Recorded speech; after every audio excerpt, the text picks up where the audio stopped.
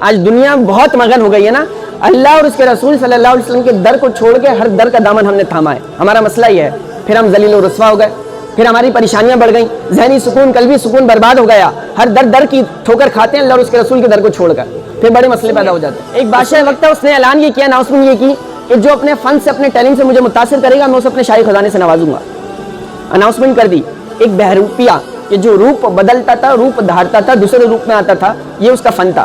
کہ دوسرے روپ میں آئے تو آپ پہچان نہ سکیں یہ وہی شخص ہے. یہ اس کا فن تھا، بہروپیہ تھا، روپ دھارتا تھا، روپ بدلتا تھا، گیٹ اپ بدلتا تھا.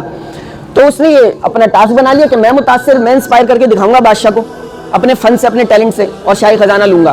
تو اس نے کیا کیا، وہ دوسرے ملک گیا اور اس نے طرح طرح کے ہیرے موتی جواہرات قرض پہ جمع کیے اور کہا میں اس سے دگنا دوں گا، شاہی خزانہ مجھے ملے گا. آپ سے یہ مجھے موتی جو انمول موتی آپ کے خزانے میں قرض پہ دے دو. لے جا کر اس نے چند خدام کرائے پہ خریدے، آگے بھی خدام تو پیچھے بھی خدام، اور تشت پہ سجائے. چلتا جا رہا ہے اور بادشاہ کے دربار میں ایک شاہی انداز سے داخل ہوا اور کہا کہ میں فلاں ملک کا جو ہے وہ سفیر ہوں، اور آپ کے شاہی خزانے میں جو انمول موتی موجود نہیں ہے نا، وہ موتی میں آپ کے سامنے پیش کرنے آیا ہوں. بادشاہ بڑا حیران ہوا، کہا بڑی بات ہے، کہا پیش کرو. تو اس نے جو قطار لگی ہوئی تھی نا، ان خادموں میں سے ایک خادم کو آگے کا اشارہ کیا اور تشت پہ سے کپڑے کو ہٹایا اور انمول چمکتا دمکتا موتی بادشاہ کے پاس پیش کیا. کہا قبول کیجئے. بادشاہ نے موتی کو دیکھا اور بادشاہ نے مسکرا کے کہا کہ بہروپیہ میں تو تمہیں پہچان گیا، بہروپیہ میں تو تمہیں پہچان گیا. وہ تو سر پکڑ کے بیٹھ گیا. کہا اتنا خرچہ کیا، قرض پہ خادم خریدے، وہاں سے قرض موتیاں لے کے آیا ہوں، میری تو محنت ہی ضائع چلی گئی. بادشاہ کا ٹیلنٹ، بادشاہ مجھے پہچان گیا. اور ٹیلنٹ سے انسپائر اور متاثر یہ کرنا تھا کہ بادشاہ پہچان نہ سکے. وقت گزرتا رہا، بادشاہ بیمار ہو گیا. بادشاہ بیمار ہو گئے، بڑے بڑے طبیب اور ڈاکٹر آئے، بادشاہ کا علاج نہیں کر پا رہے تھے. اس نے سوچا یہ بھی اچھا ایک موقع مل گیا ہے، اللہ نے دیا ہے، اس کو آزماتا ہوں. کا کیا موقع ہے؟ وہ گیا اور اس نے طرح طرح کی جڑی بوٹیاں جمع کرنا شروع کی. پھر کرائے پہ خادم خریدے، آگے بھی خادم تو پیچھے بھی خادم. حکیم صاحب آ رہے ہیں، اور حکیم صاحب آنے کے بعد بادشاہ سلامت، ایک بڑے حکیم صاحب فلاں مشہور آپ کے جو ہے نا دربار میں آ رہے ہیں، اجازت ہے آ جاؤ. علی جان کی اما پاؤں تو عرض کروں کا کیا، آپ اپنی نفس پکڑا دیجئے. بادشاہ نے اپنی نفس کو پکڑایا، اس نے نفس کو پکڑا اور کہا کہ فلاں فلاں آپ کو بیماری ہے، یہ جڑی بوٹی اس کا علاج ہے. تو بادشاہ تو پھر مسکرا دیا. بادشاہ نے کہا بہروپیہ میں تو تمہیں پہچان گیا، بہروپیہ میں تو تمہیں پہچان گیا. بہروپیہ نے کہا اب کیا کروں. اس نے ساری محنت اپنی کی، جتنا کر سکتا تھا اپنا زور لگایا، اور بہروپیہ جو ہے وہ چلا گیا بادشاہ کے دربار سے. اب کافی عرصے بعد بادشاہ کا نا اپنے ایک سفر پہ گزر ہوا، تو بادشاہ نے دیکھا کہ ایک کچی بستی ہے اور دور سے نم لائٹیں نا دور سے دکھائی دے رہی ہیں.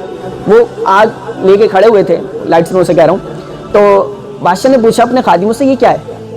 کہا یہاں پہ نا سالوں سے ایک اللہ کے ولی بستے ہیں، اللہ کے کامل ولی ہیں غار میں. کہا لوگ اتنے جمع ہیں، مجمع رات کے اس پہر میں لوگ کیوں جمع ہیں. کہا سال میں ایک بار یہ بزرگ اپنی غار سے باہر آتے ہیں اور جو دعا کرتے ہیں اللہ قبول کر لیتا ہے. یہ سارے لوگ اس لیے کھڑے ہیں کہ یہ آج وہ دن ہے کہ یہ بزرگ باہر آئیں گے، تو لوگ منتظر ہیں کہ ہم دعا کرائیں گے. بادشاہ نے اپنی سواری سے اترا، یہ بھی بڑی اہم بات ہے.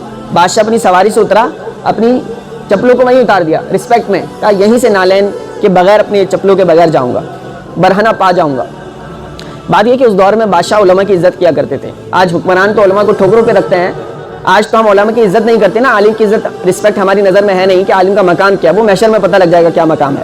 تو وہ دور تھا، وہ عالموں کی اور اللہ کے ولیوں کی عزت کیا کرتے تھے. تو بادشاہ نے اپنے نالین اپنی چپل اتار دی. کہا خادموں اپنے سفر پہ بعد میں جائیں گے، اس اللہ کے ولی کے دربار میں پہلے حاضری دیں گے، چلو.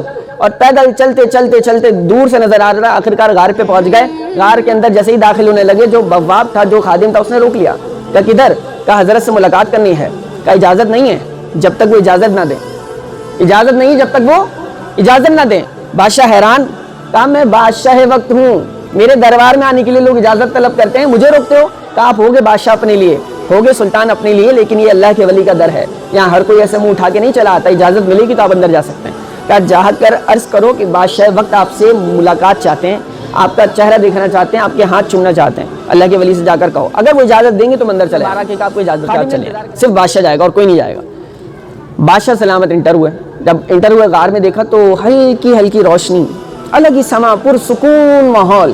اور جب نظر تلاش کرنے لگی کہ وہ بزرگ کہاں بیٹھے تو دیکھا کہ ایک بزرگ بیٹھے ہوئے ہیں، اور ایسا سکون ان بزرگ کے چہرے پر، تسکین، اور آنکھیں بند کیے بیٹھے ہوئے، اپنے ایک میڈیٹیشن کر رہے ہیں، مراقبہ کر رہے ہیں، بیٹھے ہوئے بالکل ساکت. بادشاہ نے سلام کیا، انہوں نے سلام کا جواب نہیں دیا. بادشاہ سامنے بیٹھ گیا بالکل قدموں میں، اللہ کے ولی کے قدموں میں بیٹھ گیا. کرنل جنرل اپنے لیے ہوتا ہوگا، لیکن عزتوں کے مقام جہاں آ جائیں تو پھر قدموں میں بیٹھا جاتا ہے. وہ بادشاہ وقت قدموں میں بیٹھا ہوا ہے، سلطان ہو کر، بادشاہ ہو کر قدموں میں اللہ کے ولی کے بیٹھا ہوا ہے، اور نظر اس کی ہٹ نہیں رہی. ایسا سکون چہرے پہ، کیا اللہ کا ولی ہے، کیا مقام ہے اس کا. بادشاہ بات کرنا چاہے وہ بات ہی نہ کرے. بادشاہ دیکھتا رہا، تھوڑا وقت گزر گیا. پھر بادشاہ نے کہا حضرت بات یہ، میں تو سفر پہ جا رہا تھا، آپ کسی اپنی عبادت میں مصروف ہیں، میں اجازت چاہتا ہوں اور مجھے اجازت دیجیے. بادشاہ نے نا اجازت لینے کا کہا، اور یہ کہہ کر بادشاہ نے کہا کہ یہ موقع اور یہ مقدر بعد میں ملے نہ ملے، میں ان کے ہاتھ کو بوسہ دے دوں، ان کے ہاتھ کو چوم لوں. اور یہ سوچ کر بادشاہ نے ان کا ہاتھ پکڑا اور بوسہ دینے لگا. جیسے ہی بوسہ دینے لگا، ان بزرگ نے ہاتھ چھڑا لیا اور چھڑا کے کہا کہ میں وہی بہروپیہ ہوں، آج میں تجھ سے جیت گیا، آج میں تجھ سے جیت گیا. بادشاہ میں جیت گیا، تو ہار گیا. بادشاہ ششدر رہ گیا، حیران اور پریشان ہو گیا، یہ میرے ساتھ کیا ہو گیا، میں کیسے دھوکہ کھا گیا. کہا بادشاہ تو ہار گیا اور میں جیت گیا، آج میری جیت ہے، میں نے تجھے اپنے فن سے متاثر کر کے دکھایا ہے. بادشاہ حیران ہو گیا.